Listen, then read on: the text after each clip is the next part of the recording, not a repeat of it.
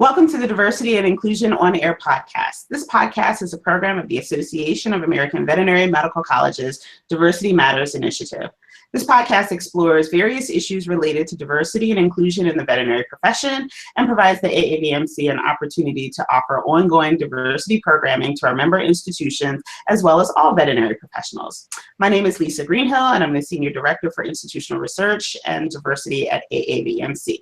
And so today's show is about life after NAVLE, and I am delighted to welcome two guests to this little bonus episode. We have the newly minted Dr. Matt Holland, recent grad, and we have Jenna Hartwell from North Carolina State. So welcome to both of you. Thanks, Lisa. It's good to be here. Thank you. So, as is our custom, I like to give our guests a few minutes each, a minute or so each, to kind of tell us a little bit about themselves and kind of how they got to on a podcast talking about life after NAVLE. So, Dr. Holland, why don't you go first? Yeah, less than 2 weeks into that title. Still getting used to it. And I also just found out that I will be heading to Washington, D.C. later this summer for the AVMA Congressional Fellowship. So that is where I'm headed immediately after school. Congrats. So we'll be doing lunch. I hope so. Great. Wonderful. So where did you graduate from, and what's a little bit about your background? Yeah, so I grew up just outside Chicago and moved to Des Moines, Iowa for undergrad at Drake University, and I studied journalism there and worked in television production for 6 or 7 years in Chicago, mostly Chicago, a little bit New York. I worked for the Big Ten Network, the Major League Baseball Network, and the Chicago Bears.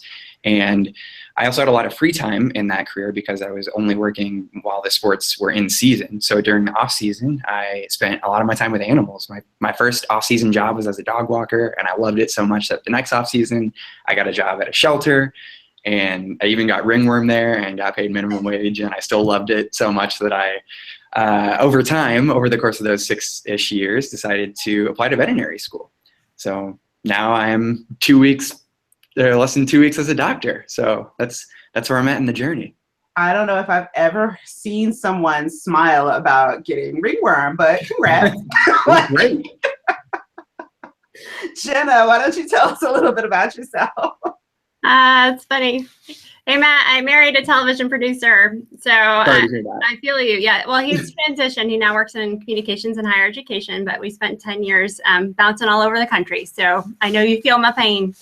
So, yeah. So my name is Jenna Hartwell. I'm the Director of Veterinary Career Services and Professional Development at North Carolina State University. That's a kind of new role in veterinary medicine. There are only 4 of us professional career advisors working in veterinary colleges right now. It's NC State, UC Davis, Ohio, and Florida. And together we have our own little professional association called VetCan, the Veterinary Career Advisors Network. We're really proud of that organization, and we're really working hard to help our students be able to find success in their lives after they finish veterinary school. And so this topic is one that Lisa and I actually spent some time chatting about, I think at AVMA last year, because part of that success after veterinary school is this exam and how challenging it is, because there's this secret, this very deep secret that is that people sometimes don't pass. And so to do this podcast is really exciting because let's like get that secret out there so it has less power. Amen to that. So, if you're in the veterinary profession, you should certainly know what the NAVLE is. The NAVLE is the big board exams that students take, I believe, in November, and then they have their opportunity in the spring, like February-ish. April. April. Yeah. So, so the real spring instead of like school version spring. So, and so, you know, a lot of times we hear, wow, the NAVLE pass rate is so high, right? We hear that it's in the upper 90s, and of course people pass the NAVLE, of course. But what we don't talk about are the very small percentage of people who don't pass the NAVLE, or who just don't pass it the first time and have to take it the second time in that spring. And it, as Jenna mentioned, it becomes kind of this dirty secret that no one wants to talk about, because so many people do pass that, you know, you kind of are like, oh yeah, high five. You see all over Facebook, yes, or social media, I passed. And then there's, you know, the person who's just like, they're posting a meme because, you know, a bitter meme maybe that you know, really doesn't speak to what those folks are dealing with. And so as Jenna and I chatted about this over the last year, we found that to some degree, this is really kind of a small diversity group, right? This is a small minority group of students who are embarking on their career and really kind of have this sometimes really emotional episode right before the very end. So what's the impact of this? So Matt, we've invited you to come and talk about this. Now, most people in the profession, of course, also know who you are, having just served as SAVMA president, but what don't people maybe know about you? Yeah, well, secret's out. I did not pass the NAVLE on the first attempt. So that, yeah, and I remember it clearly. I got a couple texts that day because I had not made a Facebook update that people wanted to know if I had passed, and I was just busy that day. I actually hadn't checked at that point. So I was like, oh no, I'll check, and I didn't pass. And yeah, it's hard. You know, people just assume because like you alluded to, those pass rates are so high, people just assume that you have passed. And it's difficult to talk about because you know, we have this whole imposter syndrome thing throughout vet school that, you know, we know that we've worked hard and we know that we deserve this spot, but still when you're in the room, when you're in the classroom or you're in the clinic or you're in lab and you feel like you're the only one who doesn't know what's going on, and you finally feel like you've gotten over that point in fourth year a little bit, and you like start to do clinical rotations and you're like, oh, I know more than I think I do, and everything is going to be okay, and the light's at the end of the tunnel, and I'm going to get a job, and you know, I have all these friends who graduated last year or 2 years ago, and life is going great for them. And then you get the news, and you go right back to that mode of imposter syndrome. I don't want to tell anyone. Like, I must be more inadequate than everybody else in the room, and I will try to make my way out of this with telling as few people as possible. Right. And I think that brings up kind of, you know, I was thinking about what I want to be the takeaway from, you know, what we talk about today. And one of the things that I think is so important is to tell someone, I can't help you unless I know this has been a challenge for you. And I that's the key point, is that this is an exam, about 9% fail every year. And so that means that, you know, there are people who fail. I love what you titled this, Lisa, Life After NAVLE, because there is a life after this. There needs to be a moment where you kind of mourn the test. And I was actually joking with a student recently about that. I was like, no, you went through the stages of grief. Right? Right? Like you have to go through that to get to that acceptance place. And so we can move forward. It is easier to do that if you have people in your corner to help you do so. And so that could be a career development professional, it could be an advisor, it could be a mentor, because they can help you strategize. As a college, we don't want you to fail. I don't think any veterinary college is in it for students to fail. I don't think so. I hope that's true. Anyone else? Any other opinions? Yeah. Okay, if we're all in this for you to be successful, you know, have a little faith in that. And it's hard when, like you said, classmates have passed, and so you do feel really isolated.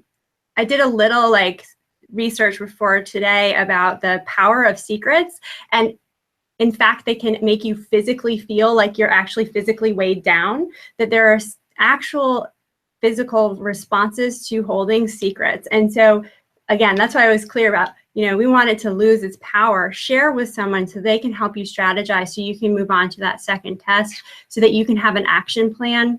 It also will help things like, I've had a couple students now in my career who have failed the NAVLE but were matched.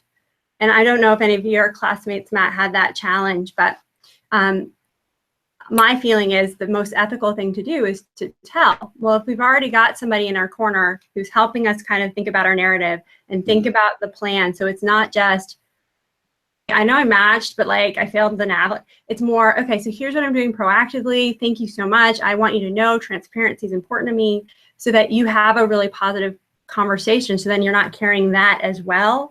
I think that telling someone is such a pivotal part of this process. I don't know what your thoughts are, Matt.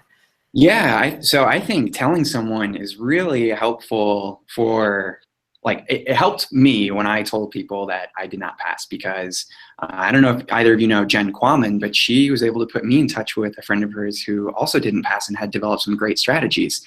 I think looking down the line, it helps other people when you say that you didn't pass, because a lot of my mentors have told me that they didn't pass. And when I got the news, I already didn't feel so bad, because so many people who I respect and think are wonderful doctors didn't pass the first time, and look what they're doing now. So I'm trying to tell people that are behind me at school, you know, class of 2018.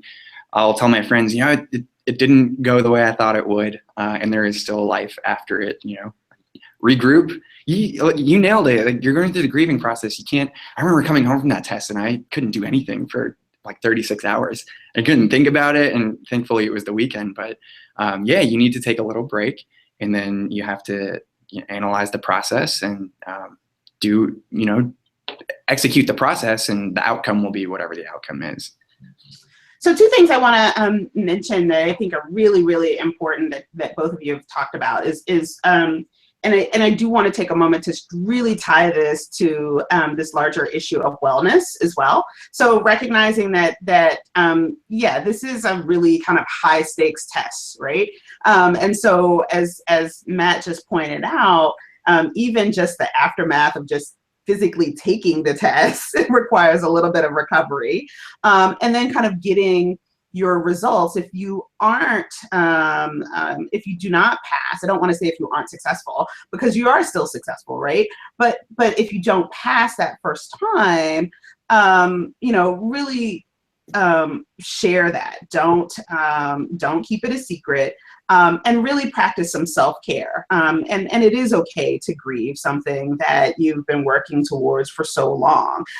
So, you're not alone. Make sure that you are taking advantage of all of the wonderful resources that all of our member institutions provide. If you really would need to go see the social worker or the campus psychologist, please go do that. Take that time to really just practice some self-emotional care.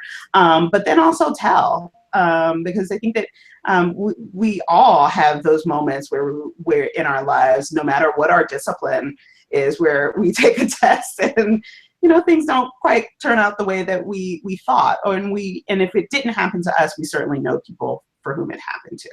So those are 2 big things. So Matt, why don't you tell us a little bit about kind of what was, how did you regroup and move forward? Yeah, so specifically my plan for the first time was to get through 100% of vet prep. And I thought if I did that, then I would, then I would trust however I got there and be okay. Especially because they give you that guarantee that you get a re-up on the subscription if you don't pass it, and I think you have to complete 80% of the program. And that was my process, and it didn't obviously turn out how I had hoped. And so found out, regrouped, and thought, okay, well, I know what I felt comfortable with during the exam, because I went through that. And when you do get the results back, they break it down by subject, and it's like, okay, so this my process worked this far for these things, and the process didn't work. It left some gaps. So what's missing? And 2 things. One, Jen Quammen's friend was able to help me quite a bit, because she didn't pass, her friend didn't pass, and we talked a lot about strategies, and it turned out she and I were very similar in test taking and studying preparation. So a lot of her strategies worked for me. And also, I don't know if you have a database at North Carolina State, but Jenna, but one of our deans emailed our class and CC'd somebody from the class before us from 2016 who he didn't pass twice. And he wrote our entire class, and it was a great email. It was really and he started off with how happy he is at his job now, and and he had a great reputation. This guy was somebody who we all looked up to in our class, and nobody had any idea except for his closest friends that he didn't pass twice. And he was like, hey, you know, like I failed by 2 points the second time, and it was really disheartening, and I was really discouraged, and I wanted to switch careers and all, you know, all the bad, dark feelings. But he reached out to all of us at once and said, yeah, I'm okay now. And I felt not okay at the time. And you know, if you're feeling not okay, then feel free to reach out. And so I don't know if North Carolina has a small database of students, of people who haven't passed, but Illinois, it seems like, is getting that, you know, that started. And so that every year when around January, when we get the results back, and there's that small percentage of people who need a little bit of assistance figuring out how to get over that threshold of however many questions or points you need to just pay it forward and help each other out. And it especially helps because they did it like just the recent year. You know, I talked about my mentors who had maybe not passed the first time, but the test was way different back then. And so to have somebody who just went through that whole process a year ago or 18 months ago is really comforting. Yeah, I kind of want to touch on a couple of things you said, Matt. I mean, one is that, you know, your alumni have this direct relationship with you, and that's a really great population to pull from if you need support. And, you know, the other thing you were talking about initially, which I think is really good, and I want to touch on that, and that kind of leads to the wellness comment that you had before, Lisa, which is about studying different. And I kind of look at this a little bit like anatomy in first year. I think for a lot of students, they get to their first year of vet school and they realize they have to study different for vet school. Would you agree with that, Matt? Yeah. 100%. Yeah. So what I'm finding with students who've had to take the NAVLE a second time, it's not about not being smart. It's not about aptitude. It's about, oh, I didn't realize I had to study this way. And so I think that's where talking to people who've taken the exam before can be really helpful. But that goes to the purpose of this podcast, which is to just put it out there that this happens so that people are more comfortable self-disclosing. Mm-hmm. You know, with FERPA and some federal regulations, it's hard for us to disclose, you know, students' information, but if someone self-discloses, that's very helpful and will hopefully lead to a path of success. The other thing I wanted to touch on, and you kind of skirted around, is here's this one exam that does not negate 4 years of school.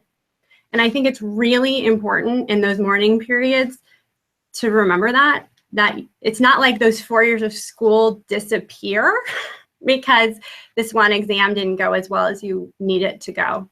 That exam is important. We know that. That's not what we're saying. What we're saying is this exam is important. You've also spent 4 years of your life focused in one area of study, and that is a huge accomplishment. And so when you're needing that, like the imposter stuff, right? When you're needing that reminder, it's, oh wait, I've passed this much school already. Okay, like I got through freshman anatomy. How am I going to study different? Yeah, I've heard, I don't know how many people tell me that they haven't passed an NAVLE, either on a one-on-one conversation or in front of a lecture hall. And every time I've been surprised, like, oh really? That, like, you're brilliant. I've never been like, oh, duh, of course you did. But so we hear, you know, like people say, when I tell my friends, I'm like, oh, I didn't pass, I gotta take it again. They're like, really? That's surprising. And we feel that about other people who tell us, but about ourselves, we feel like, of course I fail. I'm the worst. Yeah, never gonna figure this one out. Yeah, it's these mind games we play with ourselves. Maybe you need to like separate from yourself and say, okay, if I was somebody else, what would I say to that person? Yeah. What kind of conversations do you have? Right. Like have that positive self-talk. It's okay. You know, I did it. You know, I just relied on this one method. Maybe I need to diversify how I study. And that also goes back to if you tell someone, you know, here at State, and I know every member institution will have somebody who's there to help you with learning strategies. It could be a librarian, it could be a psychologist. Talk to them. Maybe you didn't need it up till now, but maybe they have some expertise in test taking that could help you. And that's equally important. If you're someone who has a learning difference and you decided to not get accommodations through vet school, you know, you can get those accommodations for these tests. So be thoughtful about that as you kind of progress through your 4 years. Yeah, I was actually going to recommend that folks take a listen to the episode that we did on learning disabilities and neurocognitive difference. There are some really great recommendations there, whether you have a learning difference, a diagnosed learning difference or not, understanding kind of a little bit about how the brain works and how it works kind of under different circumstances. Like, you know, there are different kinds of stressors when you know that you're in a high stakes test, right? And there's some just basic things that you need to be doing. Of course, I mean, I have a teenager, she's taking SOLs, which are kind of our local kind of end of year high stakes test, right? They say, make sure that your kid has a good breakfast and make sure that you have a good night's sleep. They don't say things like make sure that you stay hydrated, which is also really important, and make sure that you are, you know, not just eating, but eating really good nutrient dense kinds of foods. And that's, you know, not just on test day, but, you know, leading right on up to it. Save the ice cream for Right. And that circles back to the wellness piece, that there is a wellness component to this. And in fact, when I talk to students in fourth year orientation, is really time managing that fourth year, looking holistically at it. When will I study? When will I do practice visits? When will I interview?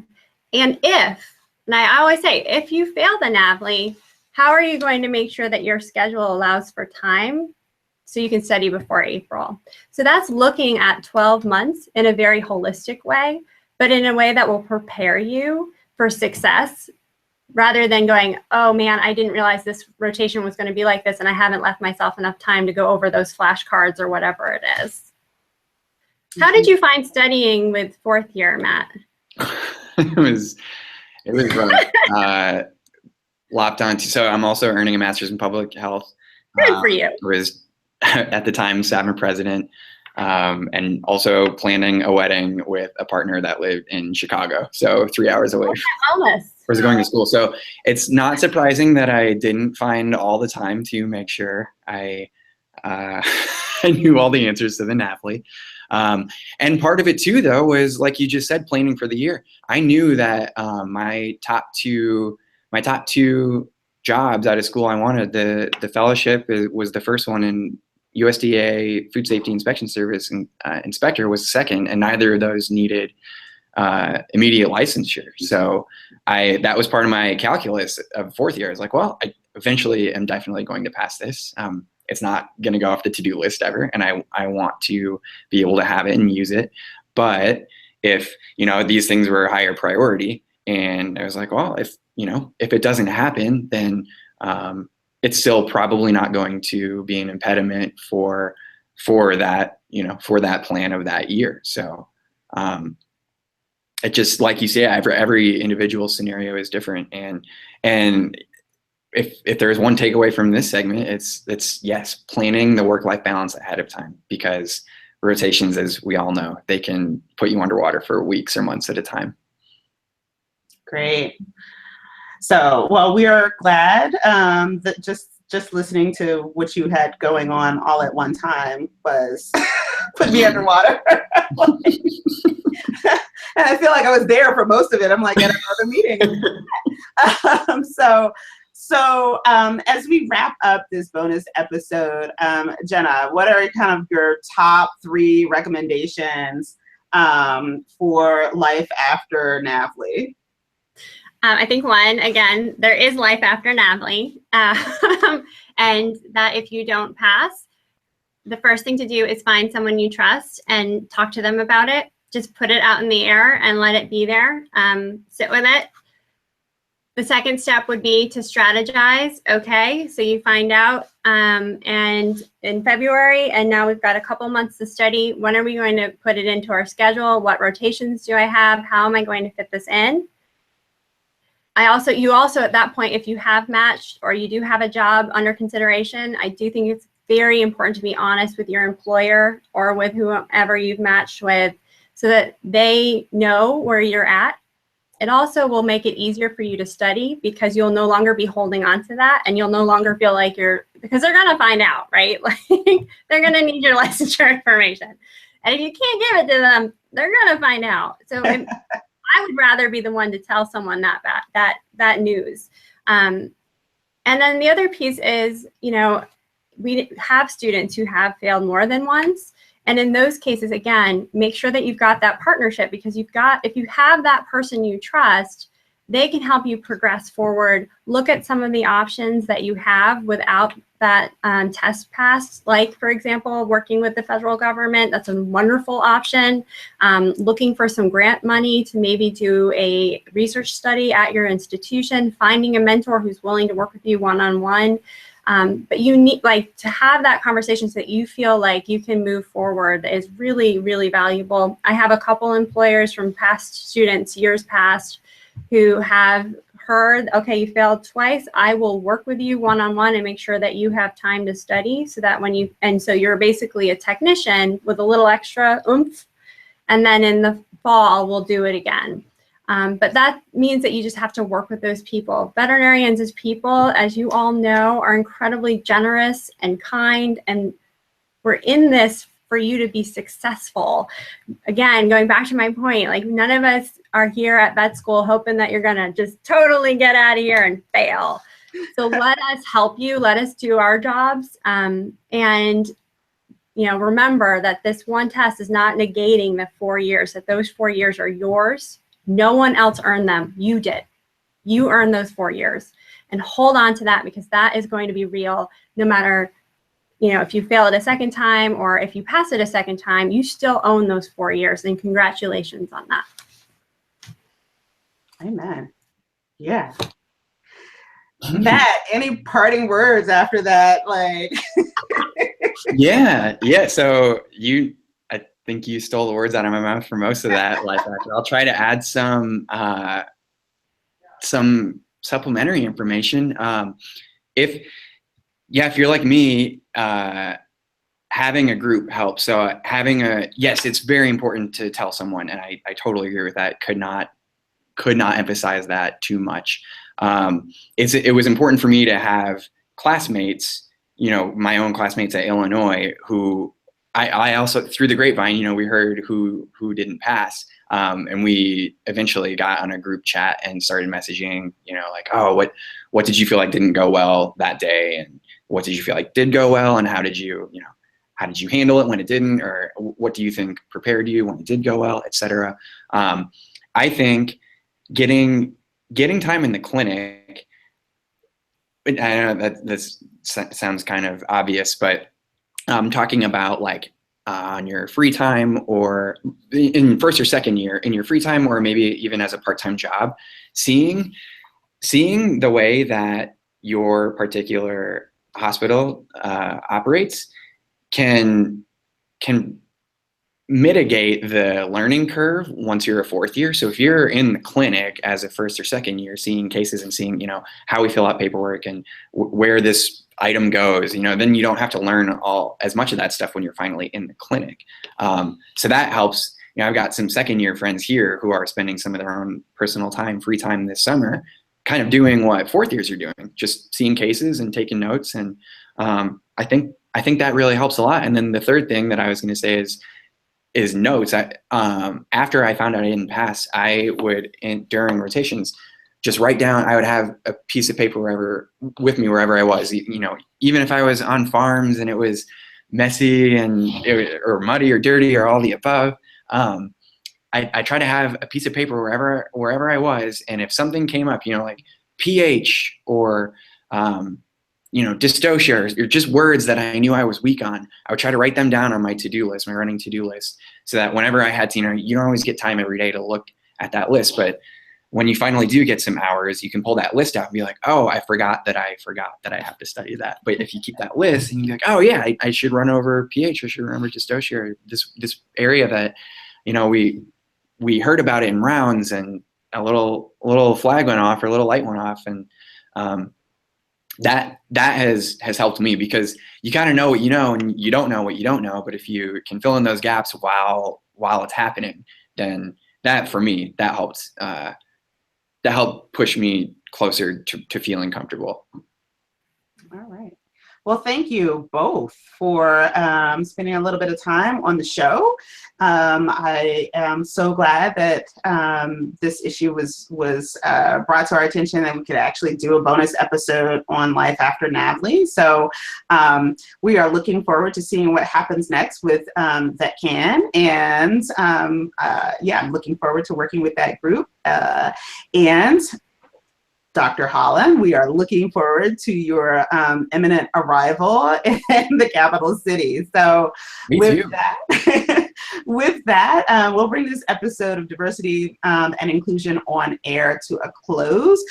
Be sure to look out for our next episode, which will be our final episode for season 2, Men in Veterinary Medicine, and that will be going down on June 7th. So that will be our big season finale.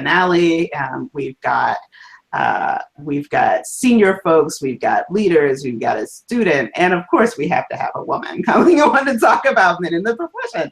So be sure to join us on June 7th. And with that, we will bid you adieu. Thank you so much. Thank you, Lisa. Thank you.